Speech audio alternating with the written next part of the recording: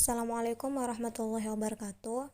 Di sini kami dari kelompok 1 akan mempresentasikan tentang ayat efisiensi yang beranggotakan Ahmad Julianto, Fadia Austinisa, dan saya Nurdiana Kholida. Next. Di sini kami akan membahas beberapa poin-poin. Yang pertama yaitu tentang ayat-ayat efisiensi, yang kedua terjemahan ayat-ayat efisiensi, yang ketiga kata kunci dan makna, serta yang terakhir yaitu ada tafsir dari ayat-ayat efisiensi. Next.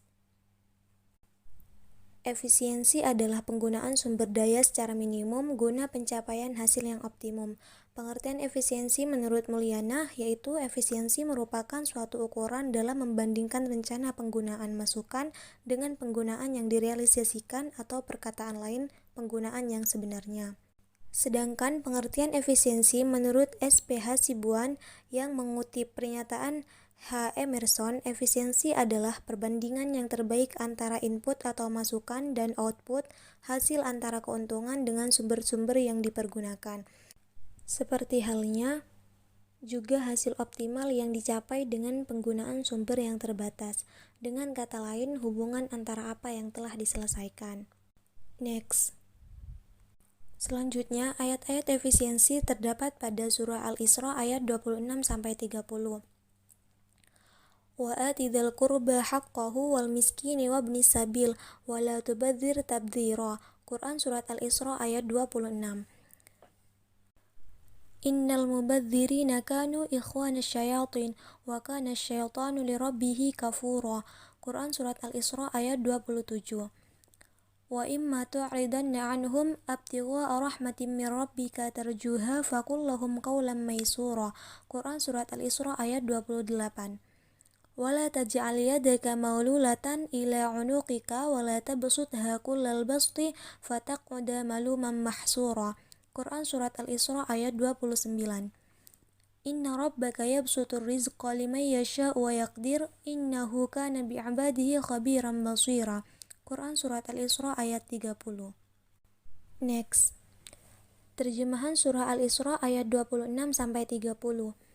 Dan berikanlah kepada keluarga-keluarga yang akrab akan haknya, kepada orang miskin dan orang-orang yang dalam perjalanan, dan janganlah kau menghambur-hamburkan hartamu secara boros. Quran surat Al-Isra ayat 26. Sesungguhnya pemboros-pemboros itu ialah saudara-saudara syaitan, dan syaitan itu ialah sangat ingkar kepada Tuhannya. Quran surat Al-Isra ayat 27. Dan kalau kau berpaling dari mereka untuk memperoleh rahmat dari Tuhanmu yang kau harapkan, maka katakanlah kepada mereka ucapan yang pantas. Quran surat Al-Isra ayat 28. Dan janganlah kau jadikan tanganmu terbelenggu pada lehermu, dan janganlah kau terlalu mengulurkannya, sebab itu kau menjadi tercela dan menyesal. Quran surat Al-Isra ayat 29. Sesungguhnya Tuhanmu melapangkan rezeki kepada siapa yang Dia kehendaki dan menyempitkannya, bahwasanya Dia Maha mengetahui lagi Maha melihat akan hamba-hambanya. Quran surat Al-Isra ayat 30. Next. Kata kunci serta makna surat Al-Isra ayat 26-30. Ayat 26. Kata kuncinya yaitu dan berikanlah yang mempunyai kekerabatan haknya. Maksudnya yaitu berbuat baik dan menafkahkan, berteman dan memuliakan kerabat. Hak-hak mereka berbeda-beda sesuai dengan keadaan, kedekatan, kebutuhan, dan waktu. Ayat 27. Sesungguhnya orang-orang yang boros mereka saudara-saudara syaitan. Maksudnya yaitu setan tidaklah mengajak kecuali kepada perbuatan tercela. Ia mengajak manusia untuk bersikap bakhil atau kikir. Ketika manusia menolaknya, maka setan mengajaknya untuk melakukan pemborosan. Ayat 28. Dan jika kamu berpaling dari mereka mencari rahmat dari Tuhan kamu, kamu mengharapkannya. Maksudnya yaitu perintah memberi kepada kerabat adalah jika kamu mampu dan kaya. Dan saat kamu tidak mampu memberikan apapun, maka kamu akan berpaling dan berharap di lain waktu untuk dimudahkan rezeki oleh Allah Subhanahu wa taala. Untuk selanjutnya akan dijelaskan oleh materi yang kedua. Baik, saya akan melanjutkan pemaparan materinya. Kata kunci dari ayat ke-29 yaitu, dan janganlah kamu jadikan tangan kamu terbelenggu kepada leher kamu, yang berarti ini merupakan kinayah atau kiasan sikap menahan tangannya dari berinfak atau terlalu kikir. Kemudian ayat ke-30 kata kuncinya yaitu sesungguhnya Tuhanmu melapangkan rezeki kepada siapa yang ia kehendaki dan Dia menyempitkan. Allah mengetahui batin dan zahir hambanya. Oleh karenanya, Dia akan membalas mereka dengan sesuatu yang cocok bagi mereka dan mengatur rezeki mereka sesuai kehendaknya. Next. Tafsir surat Al-Isra ayat ke-26 sampai 30. Next. Ini merupakan tafsir surat Al-Isra ayat ke-26. Dalam ayat ini menuntut untuk memberikan bantuan, kebajikan, dan silaturahim kepada kerabat dekat, orang miskin, dan orang yang sedang dalam perjalanan, bisa berupa zakat maupun sedekah atau bantuan yang mereka butuhkan. Tidak hanya sebatas memberi bantuan materi, tetapi mencakup pula imateri. Dalam penafsiran ayat ini, Ibnu Abbas dan Ibnu Mas'ud mengatakan bahwa perbuatan tabzir atau pemborosan ini ialah menginfakkan harta di jalan yang salah atau keliru, karena bagaimanapun seharusnya kita tetap bersikap rendah hati dalam menyikapi harta kita, dan jangan sampai dapat membuat kita terlena oleh hal tersebut. Mujahid pun sepakat dengan pendapat tersebut. Pada ayat 26 ini secara jelas Allah melarang kita melakukan pemborosan, yaitu pada janganlah kamu. Artinya berbuat boros adalah termasuk perbuatan yang dilarang oleh Allah. Perbuatan yang dilarang Allah berarti sesuatu yang tidak baik dan tidak membawa manfaat. Terlebih lagi bila dilakukan kita dapat mendapatkan dosa. Secara umum, segala bentuk pemborosan dan penghambur-hamburan harta adalah perbuatan yang dilarang dalam Islam. Next. Kemudian yaitu tafsir surat Al-Isra ayat ke-27. Pada ayat ini dikatakan bahwa orang yang bersikap tabzir termasuk saudaranya syaitan, dan ini menjadi sebuah penegas bahwa tabzir itu merupakan suatu perilaku yang buruk, tidak hanya jadi kufur nikmat yang telah diberikan oleh Allah, tapi juga tidak ingat akan sesama yang membutuhkan, baik kepada tetangga maupun orang asing sekalipun.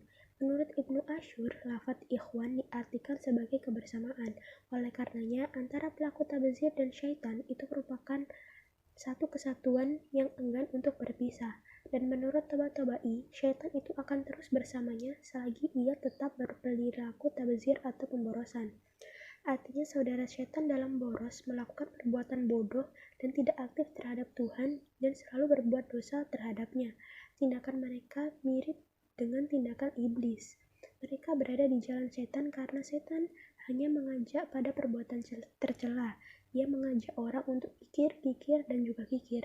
Ketika manusia menolaknya, maka iblis mengajaknya untuk menyia-nyiakannya. Namun orang yang membelanjakan seluruh kekayaannya dalam kebenaran, ia bukanlah orang yang boros. Dan jika seseorang membelanjakan hartanya walau sedikit tidak pada jalan yang benar, ia termasuk orang yang boros. Next. Baik, untuk set selanjutnya yaitu tentang surat Al-Isra ayat ke-28. Yang mana ayat ini menjelaskan kepada orang yang tidak dapat memberi bantuan kepada orang yang memerlukan. Kita sebagai seorang manusia tidak akan selalu memiliki harta atau sesuatu untuk diberikan kepada kerabat atau orang lain yang membutuhkan. Namun ayat ini memberi tuntunan kepada manusia dalam bersikap. Jika sedang tidak memungkinkan untuk memberi bantuan kepada orang lain, keluarga atau orang miskin atau orang yang sedang dalam perjalanan, maka katakanlah kepada mereka dengan ucapan yang baik, lembut, dan tidak menyinggung perasaannya. Allah juga menuntun melalui ayat ini agar meminta kepadanya untuk berharap memenuhi keinginan peminta di masa yang akan datang. Next. Selanjutnya yaitu surat Al-Isra ayat ke-29. Janganlah enggan mengulurkan tangan untuk berbuat kebaikan, seakan-akan tangan itu telah terbelenggu sampai ke lehermu. Dan kita juga dilarang untuk terlalu mengulurkan tangan secara berlebihan. Ayat ini menuntun kita agar tidak tercela oleh diri sendiri atau orang lain karena boros, berlebih-lebihan, dan menyesal tidak memiliki kemampuan karena kehabisan harta. Sejatinya manusia tidak boleh menggunakan hak kepemilikan terhadap harta sesukanya dan sebebas-bebasnya tanpa aturan yang mengikat, sebagaimana pada sistem ekonomi kapitalis. Ia dituntut untuk bersikap tawazun antara berlebih-lebihan dan kikir, karena kedua sifat yang terakhir ini memberi dampak negatif terhadap perekonomian masyarakat dan bahkan dapat mengakibatkan kecemburuan sosial yang mengarah kepada semaraknya tindak pidana kejahatan. Next, untuk selanjutnya yaitu surat Al-Isra ayat ke-30. Allah Maha mengetahui semua kebutuhan hamba-hambanya. Manusia dituntut untuk berusaha semaksimal mungkin agar memperoleh hasil yang terbaik dan manusia harus yakin bahwa apa yang gagal diperolehnya merupakan hal yang terbaik untuknya.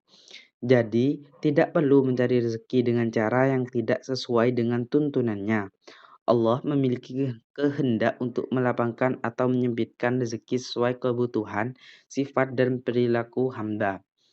Ayat ini mengingatkan bahwasanya Tuhanmu melapangkan rezeki bagi siapa yang Dia kehendaki untuk dilapangkan rezekinya dan menyempitkannya kepada siapa yang Dia kehendaki untuk disempitkan rezekinya. Sesungguhnya Dia Maha mengetahui segala sesuatu, Maha melihat akan hamba-hambanya. Dia memberikan kepada hambanya segala sesuatu yang menjadi kebutuhan dan kemaslahatannya. Apabila ia menjalani sebab-sebab untuk mendapatkannya, kemudian Allah Subhanahu wa taala menjelaskan bahwa dialah yang melapangkan rezeki kepada siapa yang dikehendakinya dan dia pula yang membatasinya. Semua berjalan menurut ketentuan yang telah ditetapkan Allah terhadap para hambanya dalam usaha mencari harta dan mengembangkannya. Hal ini berhubungan erat dengan alat dan pengetahuan tentang pengelolaan harta itu. Yang demikian adalah ketentuan Allah yang bersifat umum dan berlaku bagi seluruh hambanya. Akhir ayat ini Allah Subhanahu wa taala menegaskan bahwa Dia Maha mengetahui para hambanya. Siapa di antara mereka yang memanfaatkan kekayaan demi kemaslahatan dan siapa pula yang menggunakannya untuk kemudaratan, Dia juga mengetahui siapa di antara hamba-hambanya yang dalam kemiskinan tetap bersabar dan tawakal kepada Allah dan siapa yang karena kemiskinan menjadi orang yang berputus asa dan jauh dari rahmat Allah. Next. Mungkin itu saja pemaparan yang dapat kami sampaikan. Apabila ada salah kata atau ucapan yang kurang berkenan, saya mohon maaf yang sebesar-besarnya. Akhirul kalam. Assalamualaikum warahmatullahi wabarakatuh.